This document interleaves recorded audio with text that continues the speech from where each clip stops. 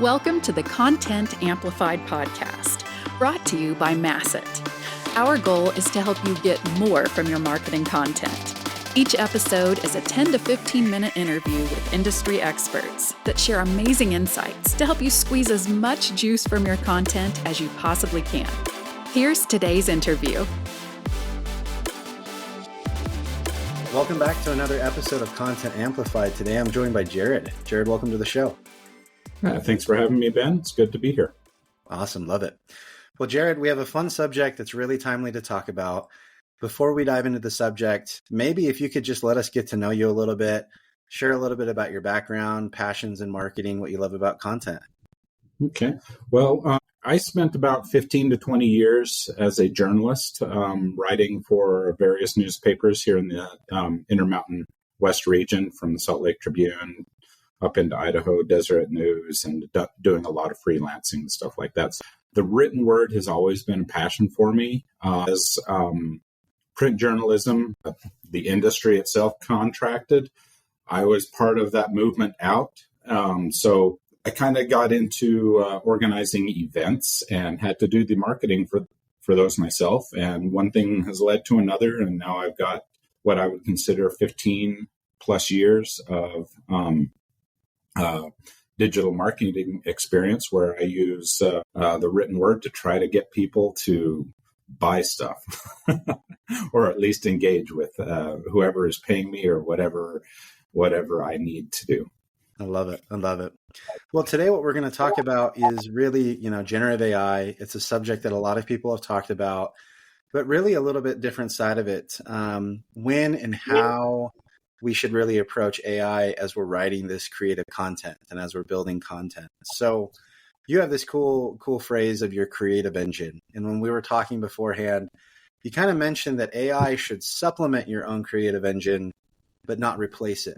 What do you mean by that phrase? How should we start to approach using generative AI in our content marketing? Like a lot of people, when ChatGPT and other generative AI technologies kind of came out, I think a lot of us explored it a little bit, maybe even embraced it to whatever degree, but it's still fairly young in its lifespan. So I think a lot of us haven't really thought about the best and easiest ways to utilize it and still have an authentic voice. It's one thing to create content, especially in a written form.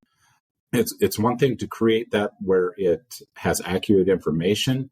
It's another thing to create it where it's genuinely authentic. And as I mentioned in our pre-recording discussions, some people are using it as a crutch to get them where they need to be rather than as a tool to help them. I get it, a crutch is a tool and stuff like that. But if you lean too heavily on it, you might find yourself not being genuine in the content that you create.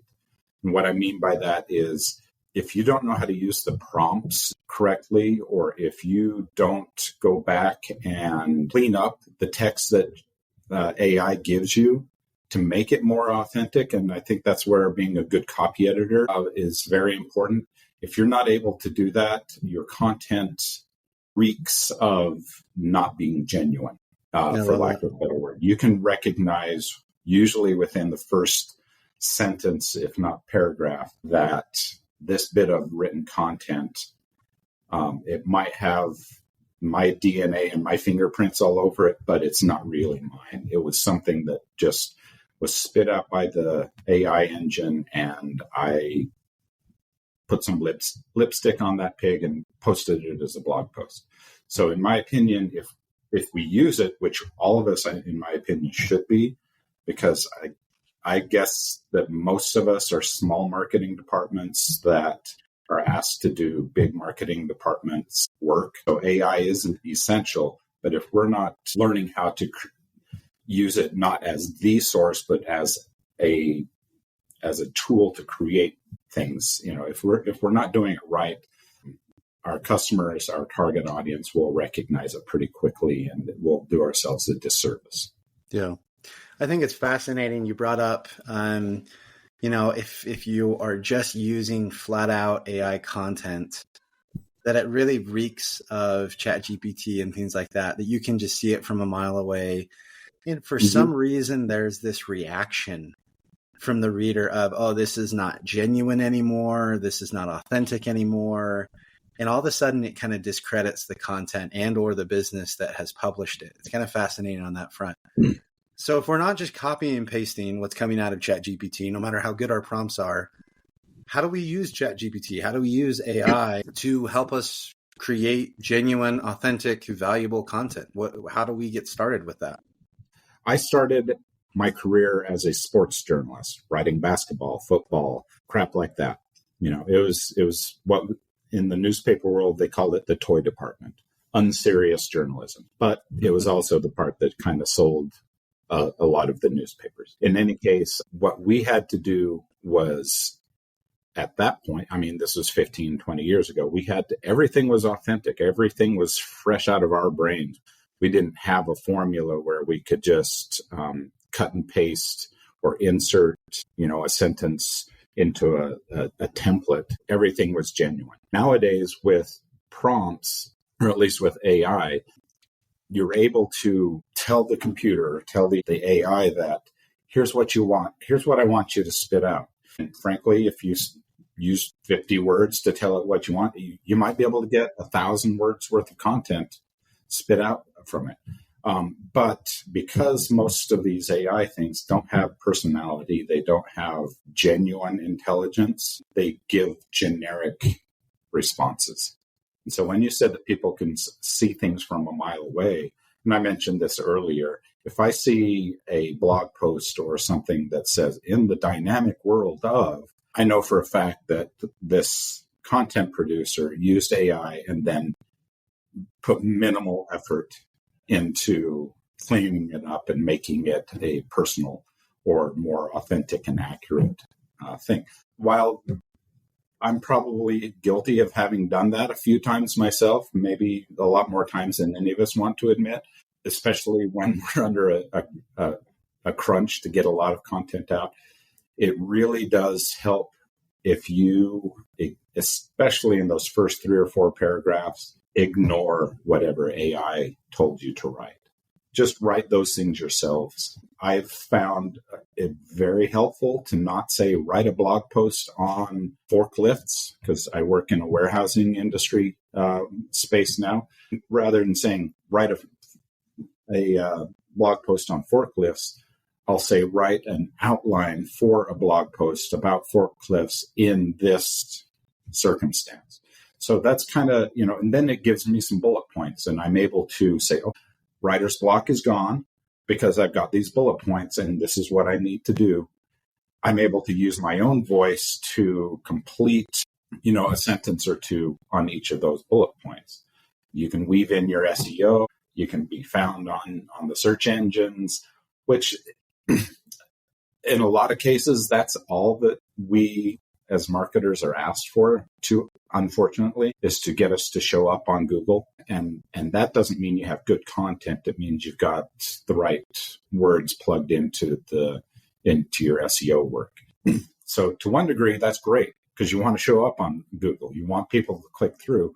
But once they're there, you want to make sure that they're actually informed and educated and view you as authentic and genuine and credible source of information. The way that you really kind of explain that, to me, it really makes a distinction when using AI never outsourced your strategy, but it's perfectly okay to outsource some of the tactics. So I love that rather than saying, hey, create me this article that'll rank on Google for forklifts, you're saying, hey, we have this problem. We want to teach people about forklifts in this particular industry or this particular use case. So give me an outline. Give me just a bunch of ideas of what we can talk about. Okay, cool. Now we've got a good idea of some of the things we need to incorporate. Let's work on the first paragraph. All right, great. Now give me a bunch of historical facts about forklifts, because we want to start out about that. Okay, great.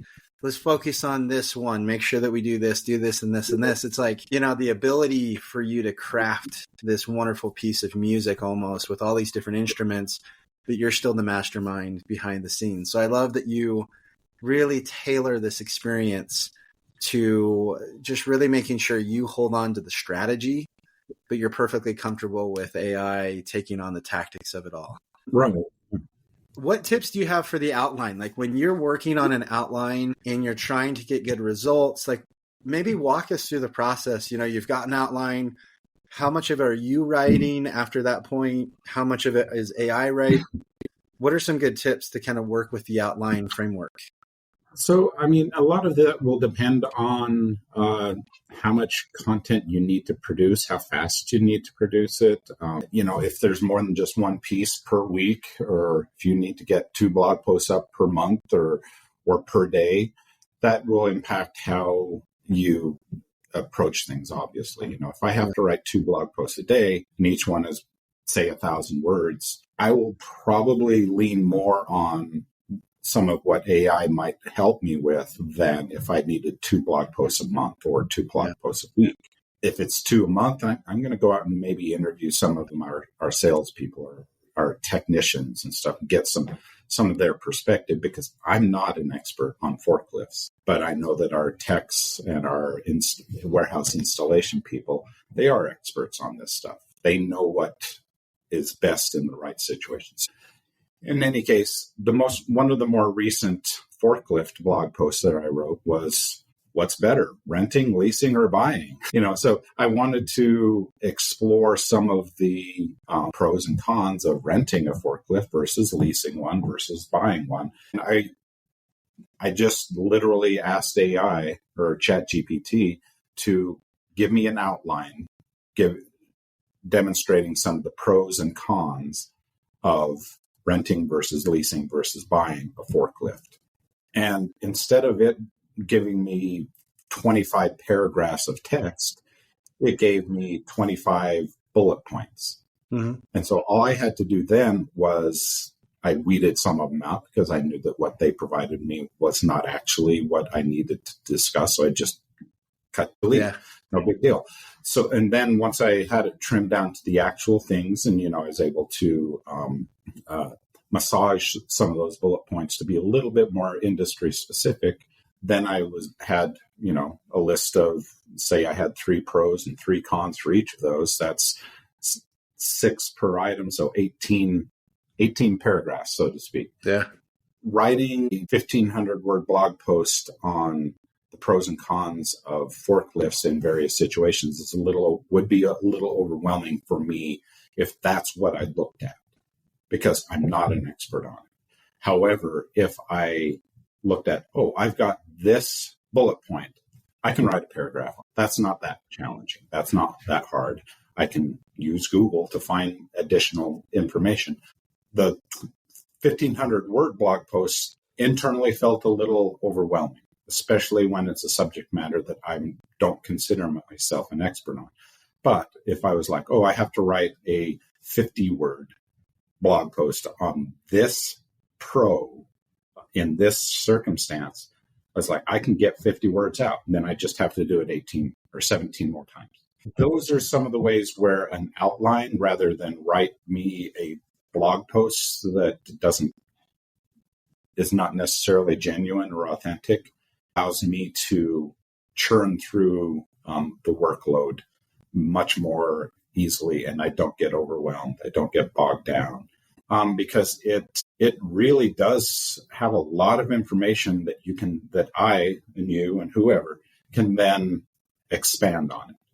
And in some cases, I will say, hey, expand on this section. I'll cut, paste, give it a little bit more a prompt if I have to say, and write it from the forklift operator's point of view. It might do that for me. If I have to say, write it from the forklift repair technician point of view, it might give me the right things. I don't know those points of view. And I guess in some ways, predictive text generation can at least quickly give me some suggestions when I might otherwise be at a loss. Love it. I love it. Well, that is great. Great information. A lot to think about the right ways to use generative AI, ChatGPT, to really take advantage of it but really not have it replace your creative engine, as you said. And I think that's a great outline of how to do it. Jared, it can be the fuel for your engine. Yeah, I love that. I think that's smart. Really, really smart. So Jared, we've run out of time. It's right at the end of it. These podcasts go by quickly. But if anyone wants to connect and continue the conversation online, how can they reach out and connect with you?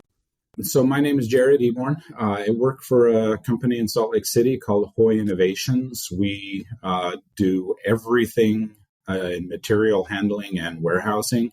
And we've branched out into inventory control and warehouse management software. So if you want to reach out and talk to me, you can find me at jared.eborn@hoj.net. Thank you for listening to the Content Amplified podcast. Please subscribe and leave us a review. And for additional ways to get more out of your content, visit our website at getmasset.com. That's getmasset.com. And tune in next time to the Content Amplified podcast.